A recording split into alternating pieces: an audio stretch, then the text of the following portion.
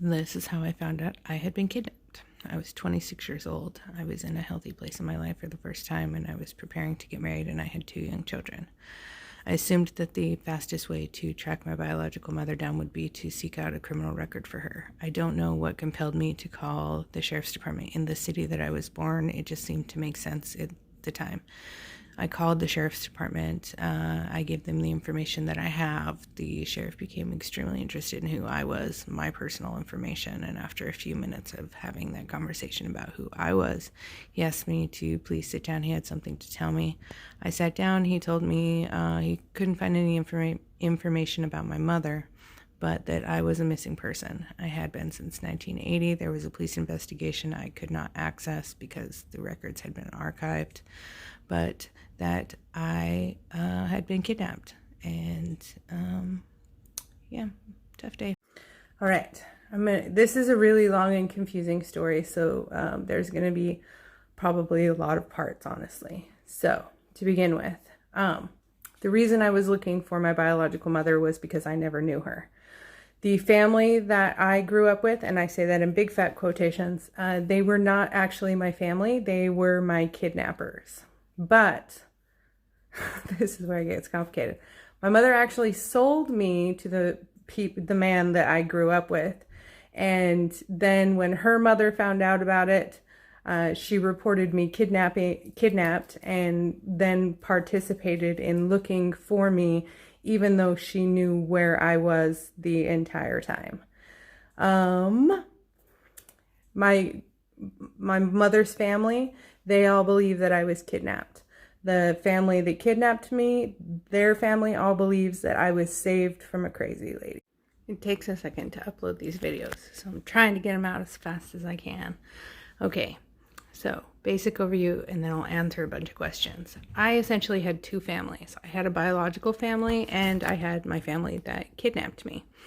Outside of the original investigation, nobody ever looked for me. At the age of 14, I was put into state's custody. I aged out of state's custody. During my time, I was never found out that I was kidnapped. I was actually given another social security number, and then as far as I know, I was just dumped into the system like nobody ever looked. After I found out I was kidnapped, I did try to get a hold of the district attorneys in both states where I was kidnapped and where I was held at, and I got a hold of the FBI, and none of them wanted to help me investigate. All of the people that are still alive got away with my kidnapping. All right, I've been asked this a few times. What was I told growing up?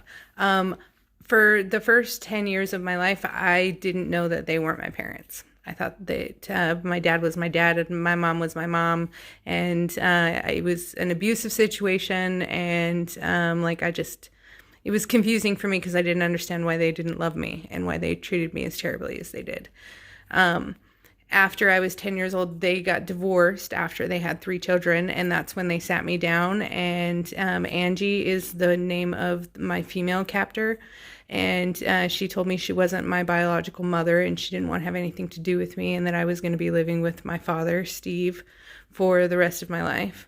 And it didn't really last very long because I bounced like really fast because the abuse was terrible. So I was always on the run, staying with other friends, moving around, that sort of thing.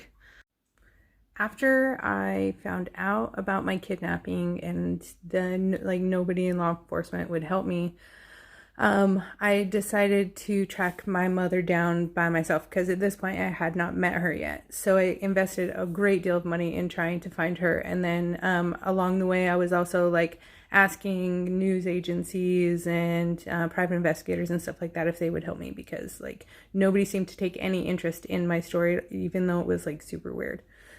And then I did find a private investigator a couple of months later, and she helped me track down my biological mother rather quickly, which was they must have spent a ton of money to do it because by the time I had found her in 2006, she had already been married at least 13 times that they knew about, which means 13 different last names.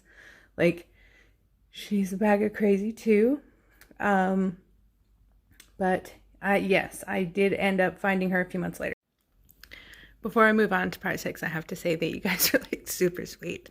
I am abnormally normal given everything that I've gone through. Like, it kind of freaks therapists out how cool I am. But thank you for all the prayers and stuff. You know, it took me a long time to move past all that stuff, but I'm good now. I really am. Okay, on to the next part. Why was I in state's custody? The man that kidnapped me was hella abusive. Like, him and his wife were terrible to me. And after they separated, I lived in a hotel room with Steve, my kidnapper, and he beat me to the point of, like, they found me unconscious in the parking lot and bleeding. And so they had an emergency hearing where, like, no information is needed except for I almost died, and so they put me in state's custody, and that was that. Okay, part 7. So I find my mother with the help of private investigators, and then the news gets involved, and they want to record everything and interview everybody, and so it was like kind of a little big deal. It was really kind of overwhelming for me. And the first conversation that I had with my biological mother, she told me that Steve, the man that I grew up with, wasn't my father, and that he had kidnapped me, and that she had been looking for me my entire life, and she really missed me, and this and that. But none of that was true. Because then I started talking to her siblings, who were really close in age to me. My grandma had a bunch of children, and they were spread out, and her younger ones aren't much older than me. And they all told me to not trust my biological mother as far as I could throw her, that she was a psycho, and to stay as far away from her as I possibly could. And I did not listen. I tried to get to know everyone. Part 8.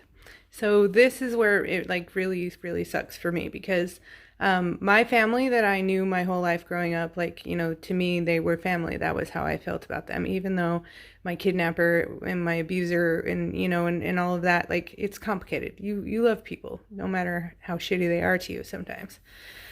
So they were really upset that the news picked up the story, and it was being blasted all over the place. So everybody who had, like, been telling me stories about, you know, my separation, as they like to call it, from my mother, like, everybody clammed up. They just stopped talking to me, and then they became really abusive to me, and telling everybody that I was a liar and that I was being dishonest, and so then it became, like, super toxic, and I had to cut myself off from them completely. So I don't have anything to do with any of them anymore.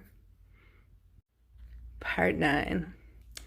So this is kind of sad, because I really wanted to have, like, a relationship with my mom.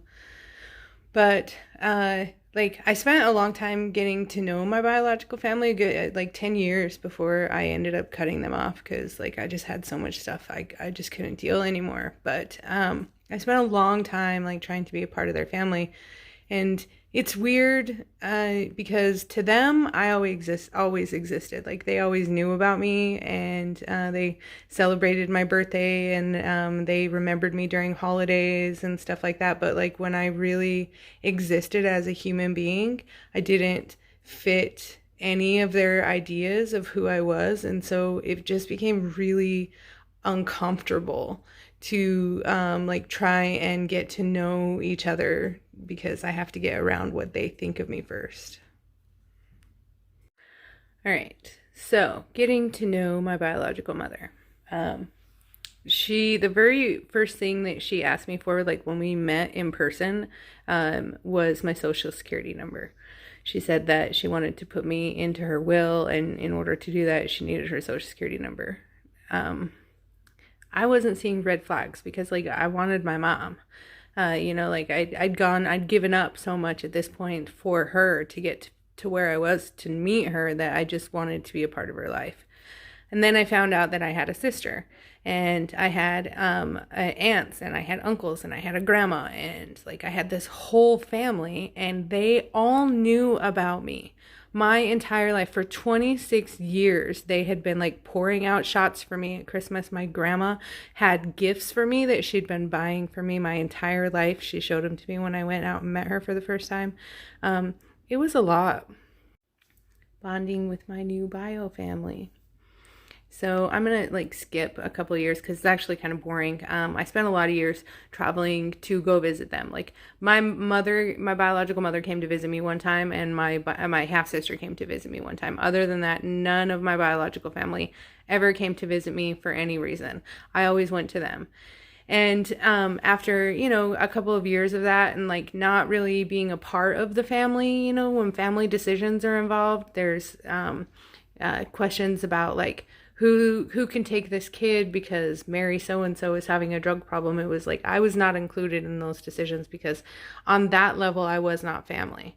I was family on the level like we're related, but when it came to the family dynamic and participation, I wasn't part of the family. I'm sorry, my phone is blown up. Y'all are killing me. I'm trying here. So the bonding didn't go too well with my bio family. Well, okay, so for those of you who need this, this is where it gets super depressing, and I'm sorry. After years of trying to get to know my family, I did end up bonding with one of my aunts, Jennifer. She was 4 years older than I was, and she had a lot of problems. Like, she had drug problems. She had a bunch of kids that she couldn't take care of, a family that enabled her and abused her all at the same time. But I loved her so much. Like, she was amazing. And we bonded super tight. And she started dating a man, and he ended up killing her. And all during this time, my marriage is also failing. My bio family is telling me I need to be leaving my husband because he's abusive in his own narcissistic way as well. And so I'm just feel at this point like I'm surrounded by enemies, and I don't know what to do. And so I go to my aunt's funeral. See, this is the part where you guys are going to be like, oh, that's where she went crazy. Okay, here we go. So, my aunt's dead. My marriage is failing. I don't really like any of my family, biological or kidnapped. I have 2 kids that are teenagers, old enough to know what's going on, not really old enough to process it all. So, it was tough. And my bio family is really encouraging me to divorce my husband, and my half-sister, who owns a house and a business in Washington, is saying, move in with me and we'll make it work. And I'm like, no, I'm good. But while I'm at my aunt's funeral, my ex-husband decides that that is the opportune time to divorce me. So he closed all of our bank accounts, and he did what people do when they get divorced, and he took everything and tried to make everything as impossible as he could for me. Next part. This is that part where she did what they said she was gonna do, and I lost my mind for a couple good years. Okay, so my husband takes everything, and he's in Utah with our house and our stuff and my dogs, and I'm in Washington at my sister's house, having just got back from California from a funeral. And I'm like, you know what? Fuck it. I'm just going to leave my life. Fuck my husband. Fuck them kids. Fuck all of it. Just kidding. I didn't say fuck them kids. I had my daughter with me. And my son eventually ended up coming to live with me for a while too. But yeah, I just gave up on everything. I didn't care. I moved in with my sister. I left my career of like 10 years. I couch surfed at my sister's house and joined college and got drunk for like 2 years. It sucked. Where were we? Oh, yes, I lost my mind. That's right. So I'm couch surfing on my crazy sister's couch. She's crazy as all shit. And I'm drinking. Like, I don't need a liver anymore. And my kids are just doing whatever the fuck they want at this point because they can. And I just didn't care about anything. So I boned my way through every military base I could find. Tried to get even with my ex-husband, who is way more evil than I am. And drunk trauma bonded with my sister for too long. But then my aunt's death really got to her, and she ended up... we all like parted ways eventually because our crazies just didn't match, I guess. In conclusion, I would like to say it's been awesome sharing this with y'all. I'm telling you, this is like super cathartic. Like nobody's ever really cared about my story before, and I always feel like just an odd man out, like, you know, just that freak over there that everybody looks at. So I don't like hide my past, but I don't certainly go around sharing it with everybody. So it has been beautiful to share my story with you. Thank you. Thank you for enjoying it. I'm doing much, much better now. I own my own business. I don't have any contact with any of my family. I do have a very complicated relationship with my children that I would love to repair, and I spend every day trying to do that. I am not perfect. There's a lot of shit that's still wrong with me. But as far as like functioning and like doing all of those things, like I'm good. I am. I don't know that I'll ever have like a deep, intimate relationship with anybody, but I don't feel like I'm losing anything.